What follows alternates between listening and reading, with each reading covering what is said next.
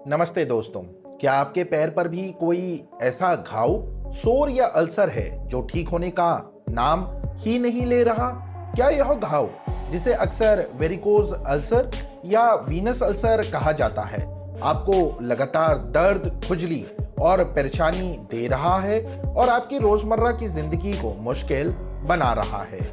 आज इस वीडियो में हम जानेंगे कि ये वेरिकोज अल्सर आखिर होते क्यों हैं, इनके लक्षण और जोखिम कारक क्या हैं, इनकी सही देखभाल कैसी की जानी चाहिए और सबसे महत्वपूर्ण, कैसे होम्योपैथी एक सहायक चिकित्सा, सपोर्टिव थेरेपी के रूप में इन घावों के लक्षणों को प्रबंधित करने और इनके ठीक होने की प्रक्रिया में मदद कर सकती है। इस वीडियो में कुछ बेहद जरूरी चेतावनियां भी हैं, इसलिए इसे अंत तक ध्यान से देखिएगा। नमस्कार, मेरा नाम है डॉक्टर सहज जोशी और मैं जनसेवक होम्योपैथिक डिस्पेंसरी हल्द्वानी उत्तराखंड का संस्थापक हूं। तो चलिए आज की बातचीत शुरू करते हैं। वेरिकोज अल्सर एक प्रकार का घाव होता है जो आमतौर पर पैर के निचले हिस्से में, खासकर टखने के ठीक ऊपर अंदर की तरफ विकसित होता है।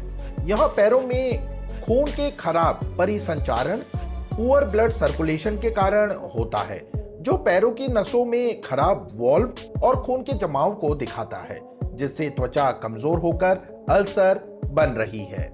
हमारे पैरों की नसों में एक तरफा वॉल्व होता है जो खून को ऊपर हृदय की ओर ले जाता है। जब वॉल्व कमजोर हो जाते हैं या ठीक से काम नहीं करते, जिसे वीनस इनसफिशिएंसी कहते हैं, तो खून वापस नीचे की ओर बहने लगता है और नसों में जमा हो जाता है। इससे नसों पर दबाव बढ़ता है और ऊपर की त्वचा कमजोर हो जाती है। यदि इसका इलाज ना किया जाए तो बढ़ा हुआ दबाव और अतिरिक्त तरल पदार्थ के कारण त्वचा फट सकती है और एक खुला घाव या अल्सर बन सकता है। इस तरह के घाव को ठीक होने में काफी समय लग सकता है। वेरिकोज अल्सर बनने से पहले कुछ शुरुआती लक्षण देख सकते हैं, जैसे पैरों में सूजन, भारीपन और ऐंठन, त्वचा का पतला होना, खुजली होना, स्टैटिस डर्मेटाइटिस, त्वचा का रंग गहरा लाल, बैंगनी या भूरा पड़ना और त्वचा का सख्त होना, प्रभावित क्षेत्र में झुनझुनी महसूस होना। जब अल्सर बन जाता है तो वो ऐसा दिख सकता है, स्क्रीन पे आप देख सकते हैं। एक उथला घाव जिसका आधार लाल होता है, कभी कभी पीले ऊतकों से ढका होता है और जिसके किनारे असमान होते हैं। आसपास की त्वचा चमकदार, तनी हुई, गर्म और फीकी पड़ सकती है। पैरों में दर्द, खुजली और जलन की समस्या हो सकती है। यदि घाव में संक्रमण हो जाए, इन्फेक्शन हो जाए, तो उससे दुर्गंध आ सकती है और मवाद निकल सकता है। वेरिकोज अल्सर होने के कुछ मुख्य जोखिम कारक हैं। वेरिकोज वेन, पैरों में खून के थक्के जमने का इतिहास, डीवीटी, लिम्फ वाहिकाओं में रुकावट, बढ़ती उम्र, मोटापा, गर्भावस्था, धूम्रपान, लंबे समय तक बैठना या खड़े रहना और वीनस इनसफिशिएंसी का पारिवारिक इतिहास। पारंपरिक चिकित्सा में वेरिकोज अल्सर के इलाज के लिए आमतौर पर घाव की सफाई, विशेष प्रकार की ड्रेसिंग, कंप्रेशन थेरेपी, पट्टियां या स्टॉकिंग्स और कभी कभी खराब ऊतकों को हटाना, डेब्रीमेंट या स्किन ग्राफ्टिंग पर ध्यान दिया जाता है। संक्रमण होने पर एंटीबायोटिक्स दी जाती हैं, लेकिन ये सीधे तौर पर अल्सर को ठीक करने में मदद नहीं करती, बल्कि संक्रमण को नियंत्रित करती हैं। जब तक अल्सर का मूल कारण यानी वीनस इनसफिशिएंसी ठीक से प्रबंधित नहीं होता, इसके बार बार होने का खतरा बना रहता है। यहीं पर होम्योपैथी एक बेहतरीन सहायक चिकित्सा के रूप में काम कर सकती है।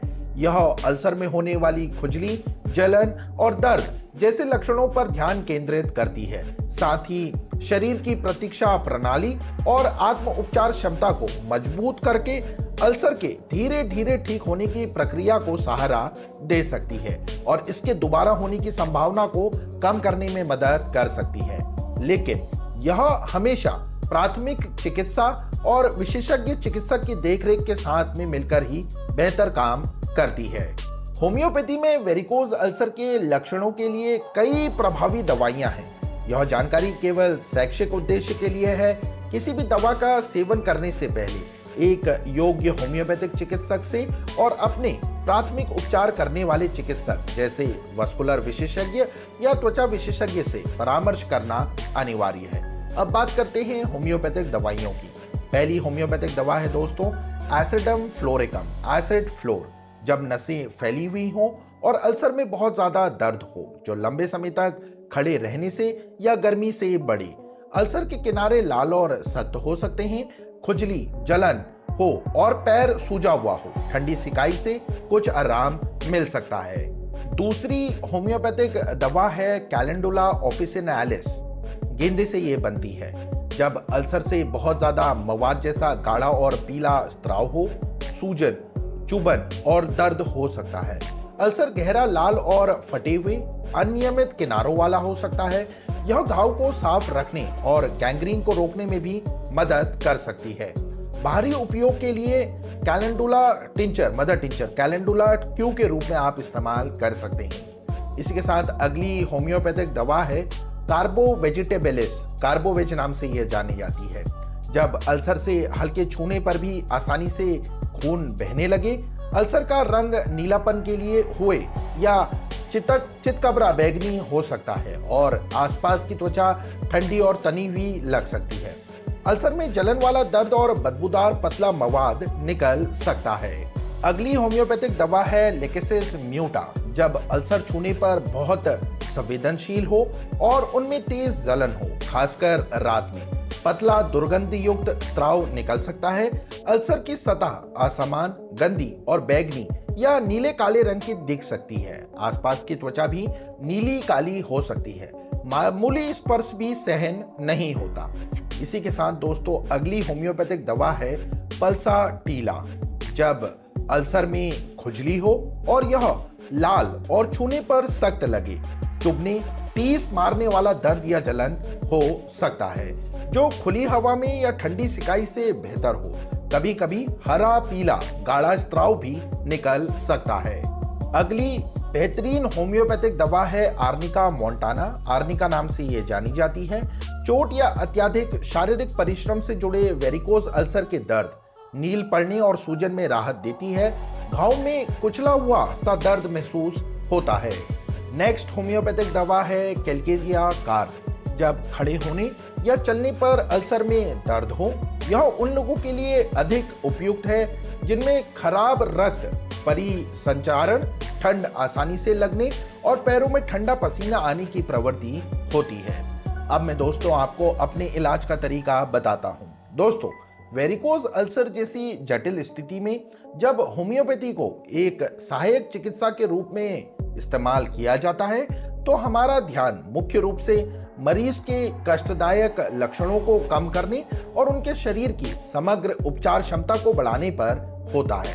हम मरीज के अल्सर की प्रकृति, स्त्राव का प्रकार, दर्द का स्वरूप, खुजली या जलन की तीव्रता और साथ ही उनके सामान्य शारीरिक और मानसिक लक्षणों को भी ध्यान में रखते हैं। इसके आधार पर ऐसी दवाओं का चयन किया जाता है जो न केवल स्थानीय लक्षणों में आराम दे बल्कि मरीज की जीवन शक्ति को भी बेहतर बनाए ताकि प्राथमिक उपचार के साथ मिलकर घाव भरने की प्रक्रिया तेज हो सके।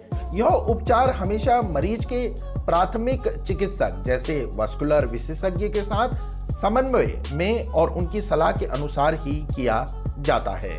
दोस्तों वेरिकोज अल्सर के इलाज में दवाओं के साथ साथ घाव की सही देखभाल और जीवन शैली में बदलाव बेहद जरूरी है।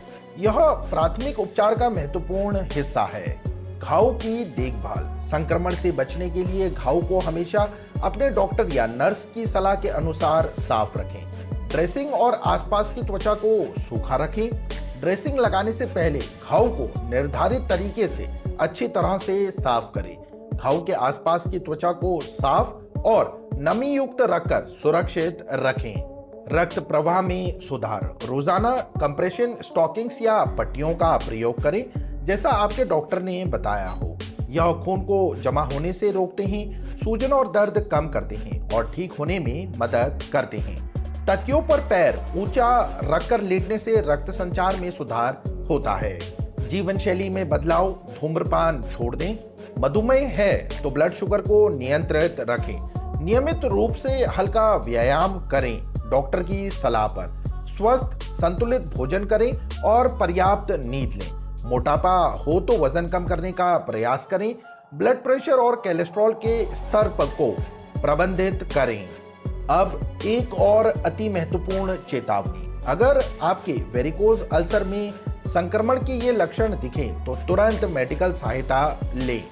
घाव के आसपास लाली, गर्मी या सूजन का बढ़ना, पहले से ज्यादा या पीले हरे रंग का गाढ़ा स्त्राव, अल्सर से लगातार खून बहना, घाव से तेज दुर्गंध आना, बुखार या ठंड लगना, दर्द की तीव्रता का अचानक बढ़ना, इनमें से कोई भी लक्षण दिखने पर लापरवाही बिल्कुल ना करें और तुरंत अपने डॉक्टर से संपर्क करें।